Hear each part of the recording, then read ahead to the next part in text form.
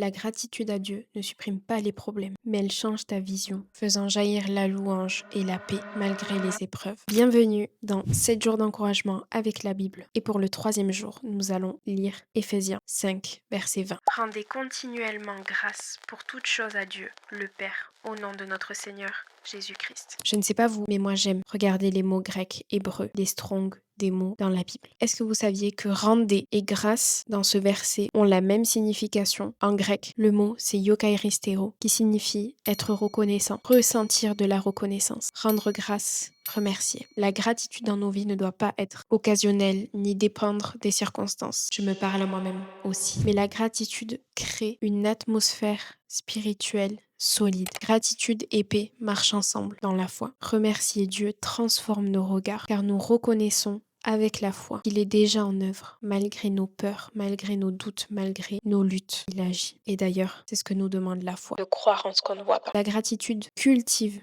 la joie et la paix intérieure. Attention, la gratitude ne supprime pas les problèmes, mais elle change ton regard, ta façon de voir et de vivre les épreuves, la vie. Ça ne veut pas dire qu'il faut ignorer les problèmes. Il faut les évoquer, il faut en parler à Dieu, autour de nous, à des personnes de confiance. Mais la gratitude dans ta vie te permet vraiment de revenir à un état plus stable émotionnellement dans ta vie. Ça ne demande pas un déni, attention. On reconnaît qu'on traverse une saison difficile et on est reconnaissant parce qu'on connaît notre Dieu et on sait qu'il agit dans le secret. Il a été prouvé par beaucoup d'études que la gratitude a des effets. Elle réduit le stress, l'anxiété, améliore le sommeil, augmente le bien-être général, renforce la résilience face aux difficultés et améliore même les relations. La gratitude entraîne ton cerveau à remarquer aussi le positif au lieu de rester bloqué sur le négatif. C'est pas quelque chose de magique. La gratitude envers Dieu ne promet pas l'absence de difficultés et d'épreuves, et ça transforme ton regard pour voir ses bénédictions au milieu des épreuves, et ça nourrit vraiment une vie marquée par la paix et la louange constante. C'est plus simple à dire que faire. Et quand tu passes du temps dans la présence de Dieu, quand tu es mal et que tu lâches ton sac à Dieu, demande à Dieu de t'aider à fixer ton regard sur ses promesses, son amour. Demande-lui de recevoir sa paix. Il agira